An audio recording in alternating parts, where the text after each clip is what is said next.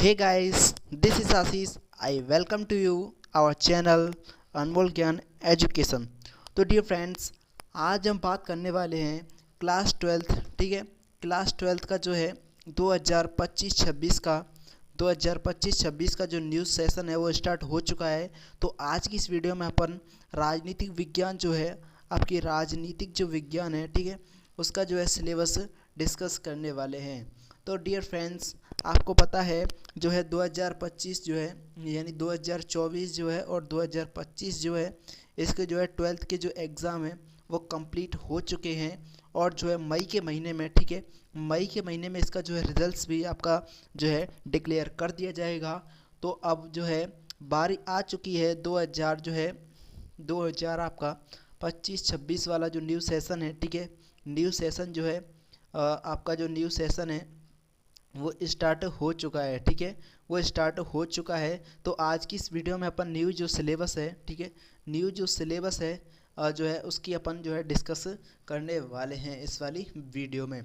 तो आज अपन political science जो है, ठीक है, पॉलिटिकल साइंस जो है इसमें अपन स्वतंत्र भारत, देखिए आपकी जो ट्वेल्थ की जो है आपकी राजनीतिक विज्ञान है, देखिए राजनीतिक जो विज्ञान है उसकी 2 किताबें हैं। ठीक है, कितनी किताबें हैं? 2 किताबें हैं। पहली किताब में जो है, देखिए पहली जो किताब है उसमें आपको क्या पढ़ना है और दूसरी जो किताब है उसमें आपको क्या पढ़ना है, एक बार जान लीजिए। तो देखिए सबसे पहले मैं आपको बताऊं, आपकी जो है आपकी जो कितनी है ट्वेल्थ में जो है आपकी ट्वेल्थ पॉलिटिकल जो है आपकी 12 पॉलिटिकल साइंस है यानी राजनीति विज्ञान है। इसमें आपकी 2 बुक्स है, ठीक है, 2 बुक्स है। पहली जो बुक्स है उसके बारे में अपन इंडिया के बारे में पढ़ेंगे। ठीक है, पहली जो बुक्स है उसमें अपन इंडिया के बारे में पढ़ेंगे। और दूसरी जो बुक्स है, ठीक है, दूसरी जो बुक है आपकी उसमें वर्ल्ड के बारे में पढ़ेंगे। ठीक है, वर्ल्ड के बारे में अपन को पढ़ना है। ठीक है, इंडियन पॉलिटी के बारे में आपको पहली बुक में पढ़ना है और दूसरी बुक है उसमें आपको वर्ल्ड के बारे में यानी वर्ल्ड पॉलिटी के बारे में पढ़ना है। ठीक है, तो देखिए अब अपन देखते हैं सबसे पहली जो किताब है आपकी, सबसे पहली किताब का नाम क्या है? स्वतंत्र भारत में राजनीति। ठीक है, क्या है? स्वतंत्र भारत में राजनीति। ये वाली किताब है आपकी इंडिया।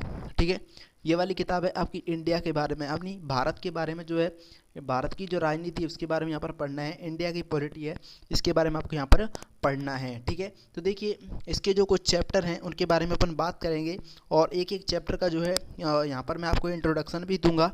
और इसी के साथ आपको जो है क्लास जो ट्वेल्थ है इसमें पॉलिटिकल साइंस में जो है अच्छे मार्क्स यानी 55+ मार्क्स जो है वो कैसे लाएं, इसी के साथ जो है नोट्स इसके कैसे बनाएं और इसका रिवीजन किस प्रकार से करें, इसकी भी अपन बात इस वीडियो में करने वाले हैं। ठीक है, तो चलिए आगे देखते हैं।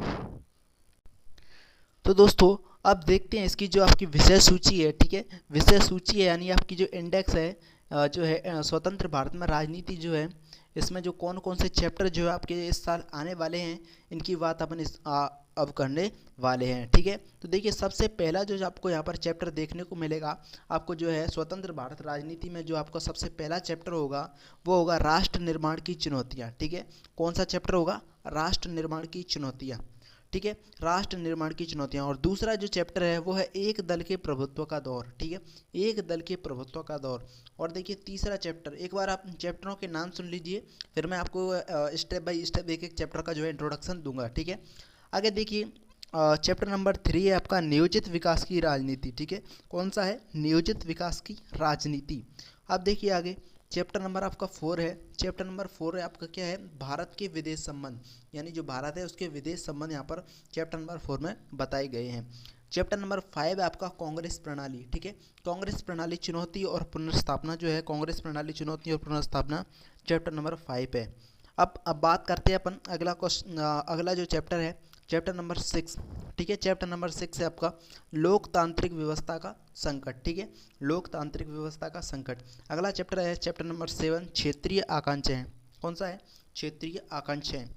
देखिए क्वेश्चन नंबर जो है आपका चैप्टर नंबर जो है आपका 8 है भारतीय राजनीति और नए बदलाव। ठीक है, भारतीय राजनीति और नए बदलाव आपका लास्ट चैप्टर है ये इस बुक का, यानी जो आपकी स्वतंत्र भारत में जो राजनीति है इसमें आपके कुल जो चैप्टर हैं वो कितने चैप्टर हैं?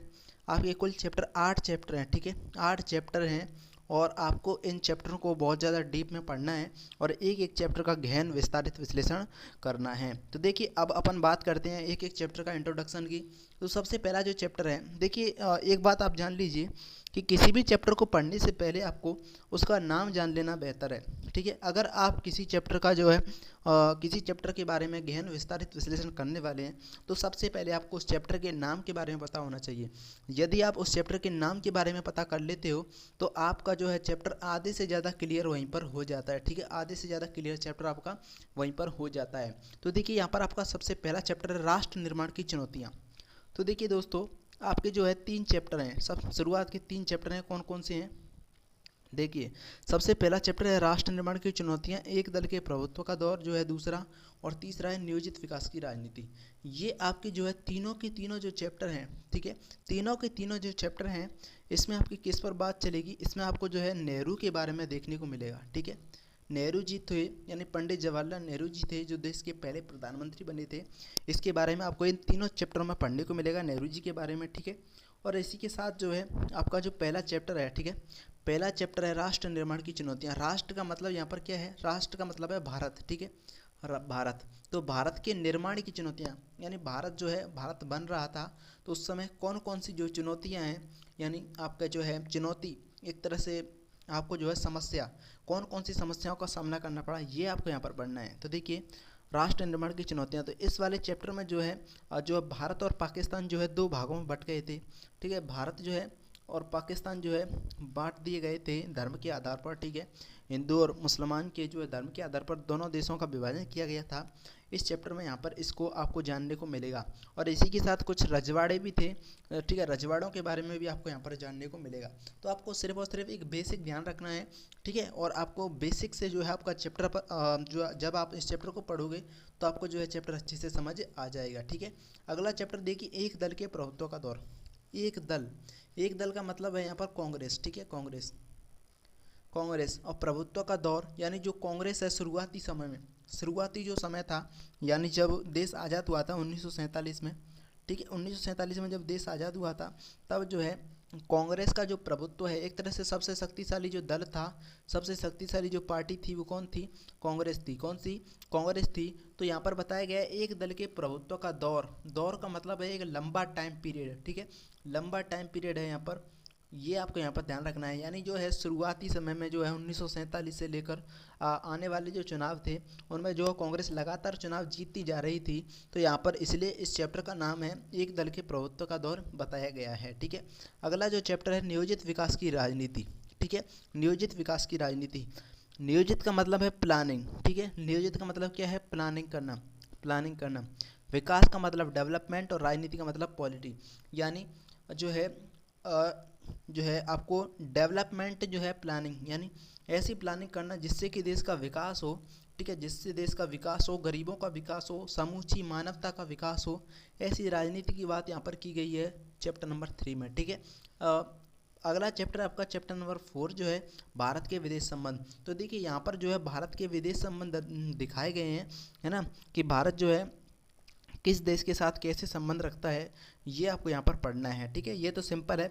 अगला चैप्टर है कांग्रेस प्रणाली, ठीक है, कांग्रेस प्रणाली। यहाँ पर कांग्रेस को कौन कौन सी चुनौतियों का सामना करना पड़ा और कांग्रेस की पुनर्स्थापना किस प्रकार से हुई थी, ठीक है, किस प्रकार से हुई थी। यानी जो कांग्रेस थी, कांग्रेस यहाँ पर इस चैप्टर को मैं पढ़ना पड़ेगा कि कांग्रेस किस किस भागों में टूट गई थी, कांग्रेस का जन्म कहाँ से हुआ था और उसको कौन कौन सी जो है चुनौतियों का सामना करना पड़ा, ठीक है। और जो है आज जो वर्तमान की कांग्रेस है वो कौन सी कांग्रेस है, यहाँ पर आपको 5वें चैप्टर में पढ़ने को मिलेगा। अब देखिए अगला चैप्टर है चैप्टर नंबर 6 लोकतांत्रिक व्यवस्था का संकट, ठीक है। लोकतांत्रिक व्यवस्था, अपने देश में कौन सी व्यवस्था है, लोकतांत्रिक व्यवस्था है। तो देखिए लोकतांत्रिक व्यवस्था पर संकट कैसे आ गया, लोकतांत्रिक व्यवस्था पर संकट कैसे आ गया, यहाँ पर आपको पढ़ने को मिलेगा। तो देखिए अपना जो लोकतांत्रिक व्यवस्था का संकट वाला जो चैप्टर है इसमें देखिए सबसे पहले आपको इसमें क्या पढ़ना है, संकट का मतलब है एक तरह से जो है संकट आ गया था लोकतांत्रिक व्यवस्था पर, ठीक है। लोकतांत्रिक अपनी जो व्यवस्था है वो क्या खतरे में आ गई थी, जो है आपकी जो लोकतांत्रिक व्यवस्था है अपनी, ठीक है, वो क्या आ गई थी, खतरे में आ गई थी। यहाँ पर इसकी बात की गई है, यानी यहाँ पर बात की गई है आपातकाल की, ठीक है, राष्ट्रीय जो आपातकाल है, आपातकाल की बात की गई है।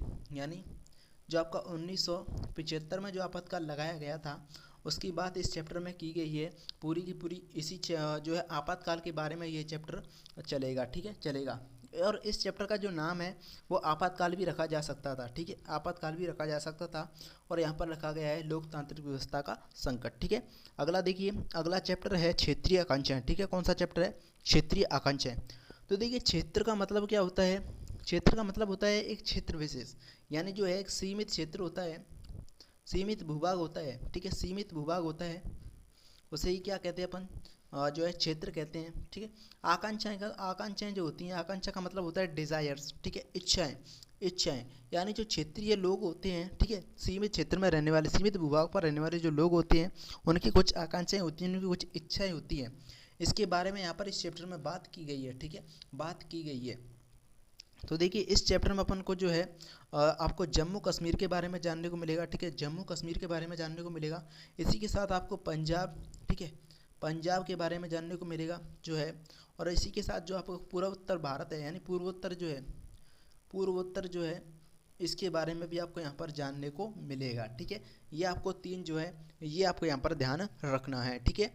अब देखिए अगला चैप्टर जो है आपका लास्ट, इस चैप्टर का जो है इस किताब का स्वतंत्र भारत में जो राजनीति है उसका लास्ट चैप्टर है भारतीय राजनीति, ठीक है, भारतीय राजनीति और नए बदलाव। देखिए भारतीय राजनीति तो चल ही रही थी, इसी के साथ कौन कौन से जो नए बदलाव है वो आपको यहाँ पर ध्यान रखना है। तो देखिए सन 1991 में, सन 1991 में भारत सरकार जो है, भारत सरकार ने कौन कौन से नए बदलाव किए थे?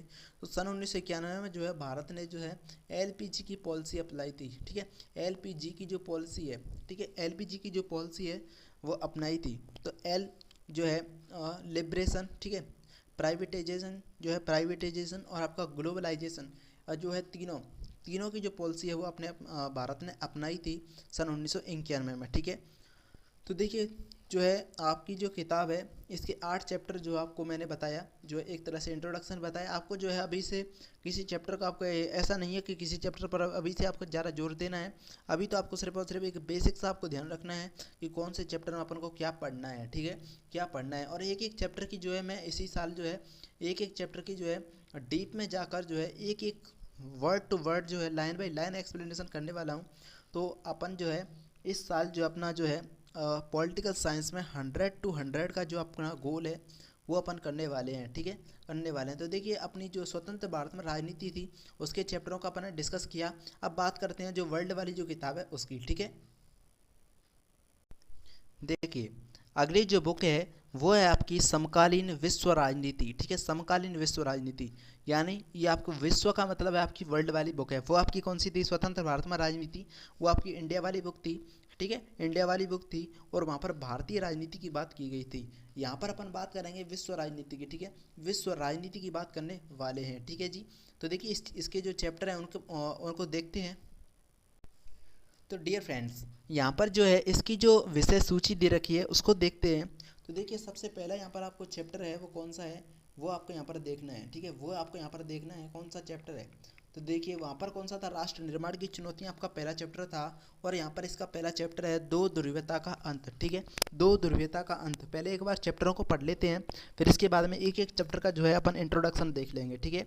पहला चैप्टर है दो ध्रुवीयता का अंत, ठीक है, दो ध्रुवीयता का अंत। दूसरा है सत्ता के समकालीन केंद्र, ठीक है, सत्ता के समकालीन केंद्र। और आपका तीसरा चैप्टर है समकालीन दक्षिण एशिया, ठीक है, समकालीन दक्षिण एशिया। चौथा चैप्टर है अंतर्राष्ट्रीय संगठन, ठीक है, अंतर्राष्ट्रीय संगठन। और जो है पांचवा चैप्टर कौन सा? पांचवा चैप्टर जो है समकालीन विश्व में सुरक्षा, समकालीन विश्व में सुरक्षा। छठवां चैप्टर देखिए, छठवां चैप्टर है प्राकृतिक और जो है पर्यावरण और प्राकृतिक संसाधन। और सातवां जो चैप्टर है आपका वैश्वीकरण, आपका लास्ट चैप्टर है वैश्वीकरण, ठीक है, वैश्वीकरण। अब देखिए आपकी जो इंडिया वाली बुक थी उसमें आपकी जो है 8 चैप्टर थे। इंडिया वाली जो बुक थी, देखिए इंडिया वाली जो बुक थी उसमें जो है आपके कुल कितने चैप्टर थे? 8 चैप्टर थे। और जो आपकी यहाँ पर वर्ल्ड वाली जो बुक है, ठीक है, वर्ल्ड वाली बुक है, यहाँ पर आपके 7 चैप्टर हैं, ये आपको याद रखना है। तो देखिए सबसे पहला चैप्टर जो है इसका अपन इंट्रोडक्शन देखते हैं, इसमें आपको क्या पढ़ने को मिलेगा। तो देखिए क्लास 11 में आपने ये थोड़ा बहुत इसके बारे में पढ़ा भी होगा। तो देखिए जो आपका चैप्टर है दो ध्रुवीयता का अंत, ठीक है, दो ध्रुवीयता का अंत, इसमें आपको क्या पढ़ने को मिलेगा ये आपको यहाँ पर बताता हूँ। तो देखिए दो ध्रुवीयता का अंत वाला जो चैप्टर है इसमें आपको क्या पढ़ने को मिलेगा। सबसे पहले आपको ये देखिए जो है प्रथम विश्व युद्ध कब से कब तक चला था? प्रथम विश्व युद्ध चला था 1900 जो है 1900 जो है आपका 14 से 1918 के बीच, ठीक है, 18 के बीच। दूसरा जो विश्व युद्ध था, सेकेंड वर्ल्ड वॉर था, वो 1939 से 1945 के बीच चला था, ठीक है, 45 के बीच चला था। तो देखिए 1945 में जो है 1945 में जो है दो महाशक्तियाँ उभर कर आई थी। पहला था अमेरिका, ठीक है, पहला था अमेरिका और दूसरा था सोवियत संघ, ठीक है, अमेरिका, दूसरा था सोवियत संघ, सोवियत संघ, ठीक है। दो महाशक्ति जो है उभर कर आई थी, यानी उस समय 1945 में जो है अमेरिका और सोवियत संघ सबसे ज़्यादा शक्तिशाली देश बनकर उभरे थे, ठीक है, उभरे थे। तो उस समय जो है इन दोनों देशों को सबसे ज़्यादा शक्तिशाली माना जा रहा था, ठीक है, माना जा रहा था। तो देखिए यहाँ पर क्या होता है, इस वाले चैप्टर में जो है अमेरिका जो है और सोवियत संघ जो है, ठीक है, अमेरिका जो है और सोवियत संघ जो है, इन दोनों के बीच जो है शीत युद्ध हो जाता है। शीत युद्ध जो है 1945 से 1991 के बीच तक चला था, ठीक है। और 1991 में जो है आपका जो सोवियत संघ है वो टूट जाता है, ठीक है, सोवियत संघ जो है आपका वो टूट जाता है। तो जो है दो ध्रुवीयता, यानी दो ध्रुव बने चले आ रहे थे, एक तो अमेरिका प्लस आपका जो सोवियत संघ है। तो देखिए 1991 में सोवियत संघ टूट जाता है। तो देखिए यहाँ पर आपका जो है सोवियत संघ जो है आपका टूट जाता है, ठीक है, टूट जाता है। तो दो जो ध्रुव थे, एक ध्रुव अमेरिका था और एक ध्रुव सोवियत संघ था, उनमें से एक ध्रुव टूट गया तो बचा कौन, अमेरिका बचा। तो इसीलिए इस चैप्टर का नाम है दो ध्रुवीयता का अंत, ठीक है, दो ध्रुव था, यानी जो दो ध्रुव थे उनमें से एक ध्रुव टूट गया तो बचा कौन, एक बचा ना, अमेरिका बचा। तो देखिए दो ध्रुवीयता का क्या हो चुका है, अंत हो चुका है। तो यहाँ पर आपको बात याद रखनी है, ठीक है। इसी के बारे में जो है अमेरिका और सोवियत संघ के बारे में जो आपको पढ़ना है, यानी आपको इस चैप्टर में सिर्फ और सिर्फ सोवियत संघ के पतन पढ़ना है, ठीक है। सोवियत जो संघ है, ठीक है, सोवियत जो संघ है उसका टूटना, ठीक है, उसका टूटना दर्शाया गया है कि जो है सोवियत संघ कैसे टूट गया, ठीक है। अगला जो चैप्टर है वो है आपका सत्ता के समकालीन केंद्र, ठीक है, सत्ता के समकालीन केंद्र। अब देखिए यहाँ पर जो है पहले चैप्टर में जो है सोवियत संघ का टूटना दर्शाया गया है, जो 1991 में जो है टूट गया, ठीक है, टूट गया। तो बचा कौन, अमेरिका। अमेरिका एकमात्र महाशक्ति के रूप में उभरा है, ठीक है। सोवियत संघ उसकी टक्कर पर था, वो भी जो है क्या है, टूट चुका है, समाप्त हो चुका है। तो अमेरिका एकमात्र महाशक्ति है। तो देखिए अब जो है अमेरिका के विकल्प के रूप में, ठीक है, अमेरिका के विकल्प के रूप में कौन कौन से ऐसे जो है देश हैं वो उसके विपक्ष में उभर रहे हैं। इस चैप्टर का दूसरा नाम भी क्या है, सत्ता के वैकल्पिक केंद्र। इस चैप्टर का दूसरा नाम क्या है, सत्ता के वैकल्पिक केंद्र जो है वो भी आपका इस चैप्टर का नाम है। यानी अमेरिका के जो मुकाबले पर कौन कौन से जो ऐसे देश हैं जो उसके मुकाबले पर खड़े हुए हैं, ठीक है, अमेरिका के मुकाबले पर। देखिए सोवियत संघ था वो तो टूट चुका है, ठीक है, सोवियत संघ था वो तो टूट चुका है। और जो है सोवियत संघ के अलावा ऐसे कौन कौन से देश हैं जो अमेरिका के मुकाबले पर खड़े हुए हैं, उसके विपक्ष में खड़े हुए हैं। तो देखिए यहाँ पर जो है अपन यूरोपीय संघ के बारे में जो है पढ़ेंगे, यूरोपीय संघ के बारे में पढ़ेंगे, जो आपका सोवियत जो आपका अमेरिका जो है इसके विपक्ष में खड़ा हुआ है, अमेरिका के समान ही इसकी भी शक्ति बनी हुई है। इसके अलावा अपन चीन के बारे में पढ़ेंगे, चीन भी अमेरिका से जो है टक्कर दे रहा है, ठीक है, दे रहा है। और इसके अलावा जो है अपन आसियान के बारे में इस चैप्टर में पढ़ने वाले हैं, ठीक है, आसियान के बारे में भी इस चैप्टर में पढ़ने वाले हैं। और दक्षिण जो है कोरिया और जापान जो है इनके बारे में भी आपको इस चैप्टर में पढ़ने को मिलेगा। यानी ये ऐसे देश हैं या संगठन हैं जो अमेरिका के जो है अमेरिका के जो विकल्प के रूप में खड़े हुए हैं, ठीक है, अमेरिका से विपक्ष के रूप में खड़े हुए हैं। पहले सोवियत संघ था वो टूट चुका था, ठीक है, अब जो है आसियान, यूरोपीय संघ, ठीक है, दक्षिण पूर्वी एशिया जो है आसियान जो है, और आपका जापान है, दक्षिण कोरिया है, जैसे संगठन और देश हैं वो आपकी अमेरिका के विपक्ष के रूप में यहाँ पर दिखाए गए हैं, ठीक है जी। समझ में आ गया, क्लियर है ना। अब देखिए चैप्टर नंबर 3 है आपका, चैप्टर नंबर 3 है जो है समकालीन दक्षिण एशिया। तो देखिए ये वाला जो चैप्टर है समकालीन दक्षिण एशिया, दक्षिण एशिया जो है वो कौन सा है, वो है आपका, जैसे दक्षिण एशिया में कौन कौन से देश आते हैं, एक तो आपका भारत आता है, ठीक है, भारत आता है, जो है पाकिस्तान आता है, ठीक है, बांग्लादेश आता है, नेपाल आता है, भूटान आता है, श्रीलंका आता है, ठीक है, मालदीव भी आता है।